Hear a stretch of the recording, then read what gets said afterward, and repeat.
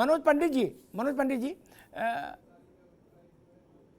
सद्भाव की बातें और गंगा जमुना और ये सब चीज़ें बड़ी अच्छी लगती हैं। हम बुलबुलें हैं इसके, ये गुलिस्तां हमारा, ये सब गाना बजाना बड़ा अच्छा है कहने सुनने में, लेकिन रियलिटी दूसरी है।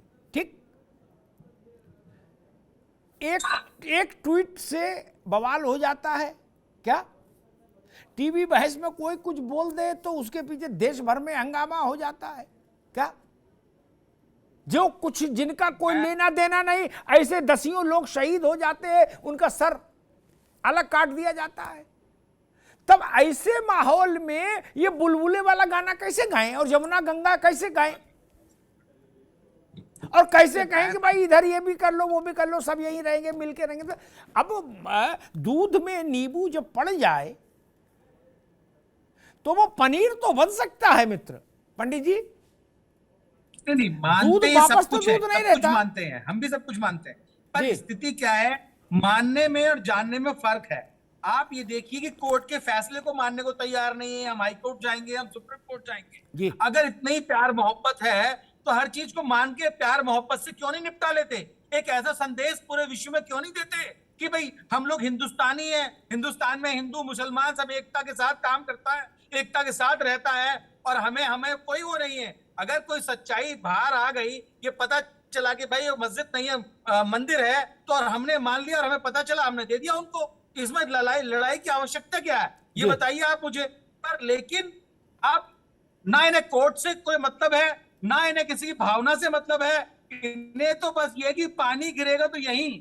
अब चूंकि लड़ाई लड़नी है, कानूनी प्रक्रिया के हिसाब से चीजें चलनी है, तो हम नहीं चाहते कि देश का स्वभाव या स्वभाव कुछ भी खराब हो, इसी हिसाब से चीजों को चलाना चाहिए और हम आगे काम करें इस पे। जी ठीक बात है। यतिमा चेतनानंद जी, मुझे लगता है कि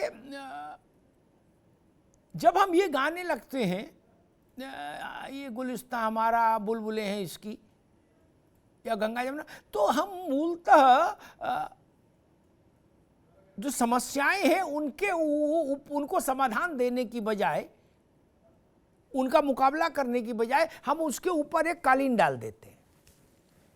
वो समस्याएं जस की तस रहती बल्कि बढ़ती रहती हैं और हम ये गाते रहते हैं। तभी अचानक से किसी दिन पता लगता है कि उदयपुर हो गया।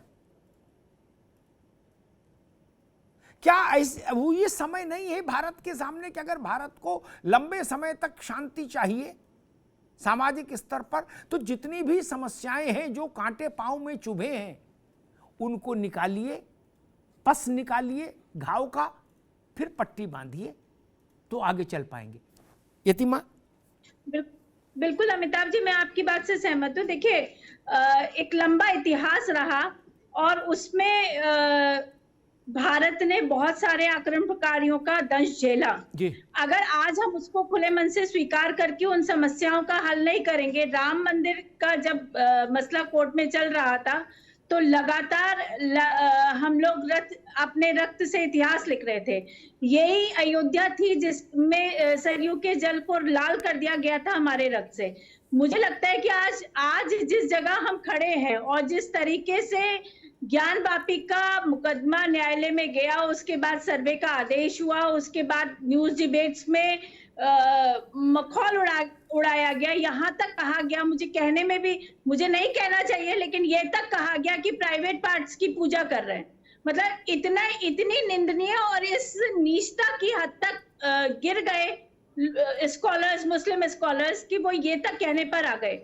तो आप आज ये कहकर कि हम सौहार्द के साथ आगे बढ़ेंगे, हम गंगा जमुनी तहजीब के साथ आगे बढ़ेंगे, हम एक माले पर हम पूजा कर लेंगे, दूसरे माले पर हम नमाज पढ़ लीजिए, आप ये संभव नहीं हो सकेगा। समस्याओं को जड़ से निवारण किए बिना समस्याएं नासूर बन जाती हैं और नासूर का इलाज फिर कुछ नहीं होता है, उस हिस्से को काटना पड़ता है। तो बेहतर यह है कि जब समस्या पता चल जाए उसी समय उसका इलाज दुरुस्त रूप से कर दिया जाए, तभी हम लोग आगे बढ़ सकते हैं। सबको पता है कि काशी विश्वनाथ जो है वो बाबा का धाम है। बाबा ने स्वयं कहा है कि मैं काशी से मुक्त नहीं हो सकता, मैं कहीं से किसी भी पृथ्वी के किसी भी कोने से मुक्त हो सकता हूँ, लेकिन मैं काशी में निवास करता हूँ और काशी को छोड़कर मैं कभी नहीं जाऊंगा। उसके बावजूद भी आज आप ही के न्यूज चैनल पर किस तरीके की बात की जा रही है। पिछले दिनों में सत्तन से जुदा किया गया, उदयपुर नहीं हुआ, कोल्हापुर भी हुआ। उसके अलावा कर्नाटक में भी प्रवीण नाम के लड़के की, एक युवा मोर्चा के लड़के की हत्या कर दी गई। तो आज खुले मन से मुझे लगता है कि सत्ताधारी पार्टियों को भी ये स्वीकार करना चाहिए कि हमारे घाव अब नासूर बनते जा रहे हैं। अभी इलाज संभव है, आज ही इलाज कर दिया जाएगा तो हम सौहार्द के रूप में आगे इस भारतवर्ष में रह सकेंगे, नहीं तो परिदृश्य बहुत विभत्स और घिनौना होने वाला है। फिर से अगर आप 800 साल के इतिहास को दोहराना चाहते हैं तो ठीक है, आप गाते रहिए, कालीन से ढकते रहिए, आप छुपाते रहिए उन घावों को, लेकिन ये घाव किसी ना किसी दिन तो फूटेंगे ही। आप तो इसलिए मेरा मानना तो यह है कि आज ही निवारण कीजिए, आज से प्रारंभ कीजिए तो कल बेहतर होगा। अगर आज निवारण नहीं किया तो कल बहुत विभत्स होने वाला है, जिसका परिदृश्य पिछले कुछ महीनों में हमने लगातार देखा है। जी फरहत अली खान साहब, एक समस्या और भी है। कई बार इस बात को हम लोग सुनते भी हैं, कुछ लोग बोलते हैं, ज़्यादा नहीं लेकिन कुछ तो ही, और वो बड़ी आवाज़ें हैं जो बोलते हैं कि हमने 900 साल हुकूमत की है। कोई 800 बताता, कोई 900 बताता, मैं उस बहस में नहीं पढ़ना चाहता, दिन नहीं गिनता। भारत का विभाजन होने को था, अंतिम गवर्नर जनरल माउंटबेटन और जिन्ना और सरदार पटेल तीनों थे। तो यूं ही मजे लेने के लिए माउंटबेटन ने कहा कि मिस्टर जिन्ना, हमको ये हुकूमत किसको सौंप के जाना चाहिए। तो जिन्ना ने कहा कि आपको मुसलमानों को सौंप कर जाना चाहिए। अंग्रेजों ने मुसलमानों से सत्ता ली थी, मुस्लिम बादशाह था। पटेल ने कहा कि उनसे पहले कौन था, मुस्लिमों ने किससे सत्ता ली थी, तो फिर उनको नहीं सौंप के जाना चाहिए। मूल मालिक तलाश करेंगे तो फिर तो कौन थे पता करना, आपको पता है। ये जो माइंडसेट है कि हम 900 साल इस देश के मालिक रहे, क्या ये तनाव का कारण है? चाहे अयोध्या हो, चाहे मथुरा हो, चाहे काशी हो, चाहे कहीं का विषय हो, ये माइंडसेट टकराता है आके बार बार। जी बिल्कुल।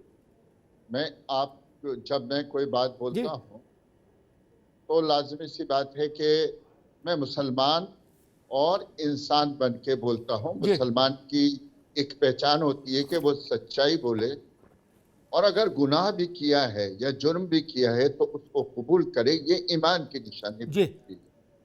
और मेरे ही खिलाफ लोग मेरे पीछे पड़ जाते हैं। जैसा अभी अभी मेरी बहन कह रही थी, और अपने जो राजनीतिक विश्लेषक हैं राकेश उपाध्याय जी बात कर रहे थे, मैं उनसे और आपसे पूरी तरीके से इस बात से सहमत रहता हूं कि उस वक्त में जानबूझ करके हिंदू धर्म को खत्म करने के लिए साजिशें रची गई थी। इसको मैं बड़ी जिम्मेदारी के साथ कह रहा हूं।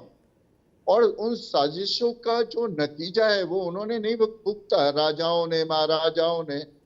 उन्होंने अब हम जैसे मुसलमान जो इस देश में अमन, चैन, शांति चाहते हैं, किसी न्यायालय में नहीं जाना चाहते। अरे भाई, अगर न्यायालय में चले जाएंगे, जैसे आप पहले भी कह चुके हैं कि घर की दीवार है, घर में दीवार उठना है, तो अगर भाई तरीके से दीवार उठवा देता है तो लाजमी से रिश्ता भी बना रहता है, पर्देदारी भी हो जाती है। और अगर वही कोर्ट में चला जाता है तो जिंदगी भर के लिए ताल्लुकात खत्म हो जाते हैं। जो इस वक्त में ज्ञानवापी का फैसला आया है, उसमें मेरे हिंदू भाइयों को भी चाहिए कि वो अभी फैसला नहीं है, बस उनकी याचिका की सुनवाई है। और मुसलमानों को इस चीज पर नाराज नहीं होना चाहिए, क्योंकि आप अदालत पर डिपेंड कर रहे हैं। आप ईमानदार तो हैं नहीं, आप सच्चे भी नहीं हैं, आप किसी जायज बात को मानने को भी तैयार नहीं है, लेकिन अदालत को मानने के लिए तैयार हैं। तो अदालत में जाएगी। मेरे मुल्क में अमन, शांति, भाईचारा बना रहे। ना तो इतनी खुशी बनाने के दिन है ये, और ना ही इतना गुस्सा करने की बात है। और मैं तो बार बार कहता हूं कि जो पुरानों ने गलती की है, जो राजाओं और महाराजाओं ने गलती की है, उसकी सजा हमें नहीं भुगतना चाहिए।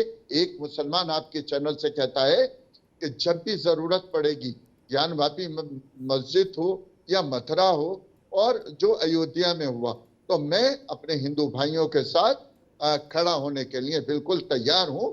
जहां कहेंगे, मैं मानता हूं कि वो मंदिर था, वहां मस्जिद बनाई गई, जबरदस्ती मस्जिद बनाई गई और जबरदस्ती नमाज पढ़ी जा रही है। ऐसी जगहों पे नमाज नहीं होना चाहिए। जी राकेश जी, मुश्किल ये है कि हम ये नहीं समझ पाए, हमसे मेरा मतलब भारत में रहने वाले मुसलमान खास तौर पर, कि मक्का, वेटिकन सिटी, स्वर्ण मंदिर, बोध गया, ये जो अलग अलग धर्मों के सर्वोच्च स्थान हैं, काशी, मथुरा, अयोध्या की तुलना इनसे हो सकती है, सिर्फ बाकी किसी स्थान से नहीं हो सकती। तो आप ये अगर इस थ्योरी को मान लें कि ये 3 स्थान उतने ही पवित्र हैं हिंदुओं के लिए जितना हमारे लिए मक्का और मदीना, तो झगड़ा ही खत्म हो जाता। ये फोटो स्टेट कागज करा कर आके मुकदमेबाजी कौन करता जाके, फिर झंझट ही खत्म होता। फिर ये बुलबुले का गाना गाते और गंगा जमुना का गाना गाते सब लोग मिलके। नहीं राकेश जी, एक गंगा जमुना फिल्म और बना देते। बहुत अच्छा प्रश्न आपने किया है अमिताभ जी। जी, मेरा इस संदर्भ में इतना ही कहना है, और जैसा फरहत अली खान साहब ने कहा, यहां पर मौलाना कारे बेग हुए थे, उन्होंने कहा था कि हिंदू के नाथ हो तो हमारा कछु दावा नहीं, जगत के नाथ हो तो हमारी सुध लीजिए। ये एकमात्र भारत है संसार के अंदर जो मुसलमानों की भी उतनी ही सुध लेगा जितनी अपने समाज की लेता है।